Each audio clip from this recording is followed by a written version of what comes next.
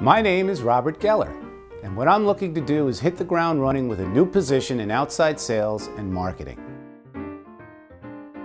So one day I'm at a tournament, I'm at the Orange Bowl tournament, and who comes and sits down right next to me? Arthur Ashe, one of my heroes. And I struck up a conversation. I was about 11, 12 years old at the time. And I guess it was then that I knew I'm not afraid to talk to people, even if they're a sports figure or somebody that we put on a pedestal. I felt the urge to speak to him, and I did. And I guess that's when I realized, you know what? That's when I'll go into sales. Well, there's two places that I actually feel the most comfortable. When I walk onto a tennis court, something just about being on a tennis court, knowing that I have the capability to play and play it well, and public speaking. When I'm in front of people performing, either be it theater or just speaking, I'm very comfortable and at ease.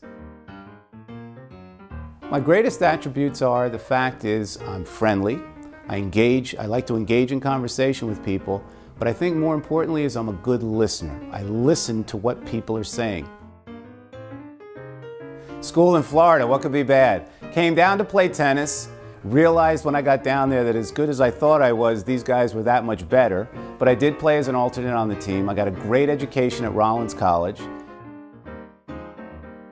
That's a very good question. Bob Geller, he's outgoing, he's sincere, he listens well, hopefully they'll say that, he speaks well, and he's caring. The nicest thing that a former employer said about me was that Bob Geller would be an asset to any organization, and you'd have to be blind, deaf, or dumb not to hire this gentleman. My favorite all-time job was actually when I worked for my father. Got out of school. You have to understand, our family business was started in 1942 by my grandfather, who was a baker at the time. We were in the bakery equipment business. Well, as I've already mentioned, I started right from college into outside sales, so I certainly have been doing this all of my adult life. I understand the scheduling. I understand how important it is to have a tight schedule, to keep a schedule. I understand how important it is to keep appointments and be on time. And then I also understand how to listen to my clients. Obviously, my record speaks for itself because everywhere I've gone, I've increased the sales volume. So I've also mentored and directed other salespeople. So I have that experience of managing. But the marketing aspect of sales is what I really enjoy. I love putting the whole process together and actually marketing the products and going out and getting excited about them. I love going to the conventions. I love meeting different people from all walks of life and explaining what it is we do. So I understand the sales process. I understand the management process. But all said and told, it's always about people and it's about relationships, and that's where I'm the most strong and how I can help this organization. I knew this salesperson and I took him aside and asked if I could help in any way to try and rectify this problem he was having. Happened to be a very good customer, and he was afraid he might lose the customer and lose the account.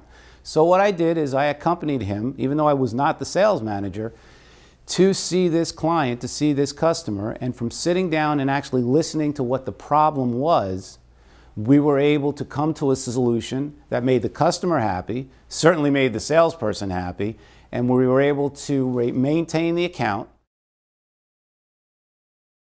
So what I try to do is I try to get myself at the level of where the problem exists. It could be a shipping problem, it could be a distribution problem, it could be a product problem. But I always try to also get both sides of the problem, because there's always, well, they say there's three sides to a problem: his side, your side, and the truth. Years of experience have taught me you don't rush into just making snap decisions. Sometimes it takes a little bit of time. If there's an emergency and you have to, obviously you act accordingly. But that's how I approach problems anytime I get them presented to me, and it's always communication. Keep the line of communication open. I will represent an organization in the most professional manner that you could ever think possible. I keep myself fit, I present well, I listen, I'm a problem solver.